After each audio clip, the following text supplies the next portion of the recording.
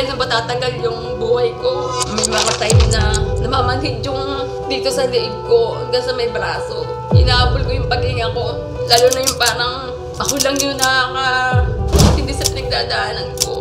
Lagi ako nasanalangin sa Panginoon na sana meron pang paraan. In-advise ako sa perpetual na tanggalan daw ako ng mattress. Ito pwede, sabi kong ganun. Kaya nag-research ako. Ano ba talaga yung sakit ko? Saan ba nanggaling? Ano ba yung pinagmulan? Hanggang sa... I am Jameson, 48 years old from Bacoor City, Cavite. 2019, nagkaroon ng sunog sa lugar namin. Na-depress ako noon kasi yung mga paupahan namin, nasunog yung iba. Para yung sa pag-aaral ng mga anak ko. Hindi ako makatulog na maayos. Siguro dahil na rin sa stress. Para akong pagod na pagod. Ang hirap. At nagpa-check up ako sa San Juan de Dios. Meron daw akong endometrial hyperplasia. Nagkaroon ako ng spotting.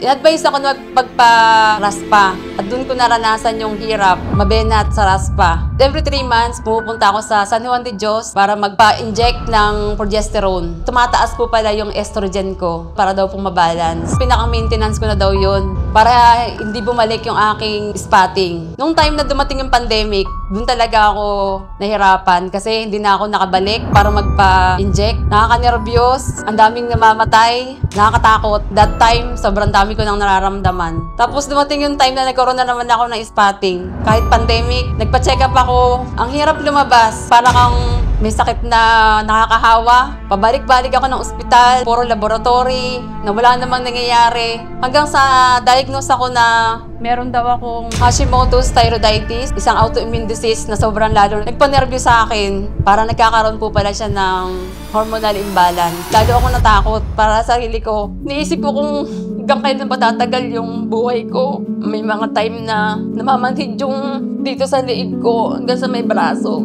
Hinahabol ko yung paghinga ko. Lalo na yung parang ako lang yung nakaka-intindi sa pinagdadaanan ko. In-advise ako sa perpetual na tanggalan daw ako ng mattress. Dito pwede, sabi kong ganun. Kaya sabi ko, Lord, sana meron pang iba talagang paraan. Nalaman ko sa chronic stress daw, unhealthy lifestyle, exposed po talaga ako sa mga chemical, sabon, gas, mga chlorine, gasol. Lahat po kasi ng paninda meron talaga kami. Sabi ko, hindi to pwede kasi walang gagawa ng mga gawain ko sa bahay. Hanggang sa nakita ko po sa FB yung isang testimonial about dun sa katulad ko po na dinudugo. Nag-research ako about barley. Nakita ko na parang pwedeng makatulong. Kaya nag-try po akong order na isang trial pack. Nung uminom po ako ng isang trial pack, dun ko po naramdaman yung pagbabago sa aking katawan. Nakatulog po ako ng maayos. Tapos yung pamamanhid ko po dito sa liig ko, hanggang dito sa braso ko, nawala. Kaya sabi ko, ang ganda talaga ng pakiramdam ko. Try ko kaya na ituloy-tuloy. Baka sakaling pati yung spotting ko ay mawala. Sobrang naniwala talaga ako kasi nakaramdam po ako ng pagbabago. So inayos ko po yung diet ko. Nagpapaaraw po ako sa umaga. Nag-jogging po ako.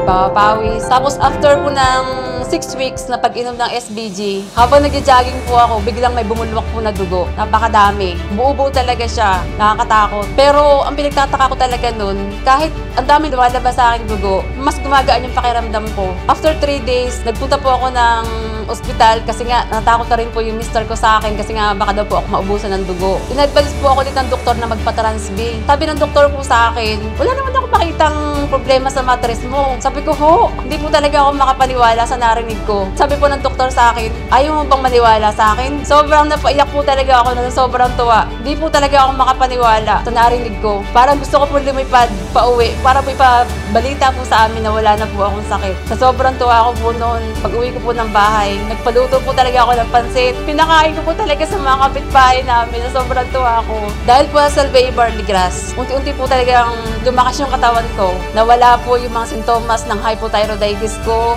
Nakakatulog na po ako ng maayos. Nawala na po yung pananakit ng dibdib ko. At hanggang ngayon po, umiinom po ako ng Salveyo Barley Grass. Once again, I am Jameson at ito ang aking kwentong Salveyo.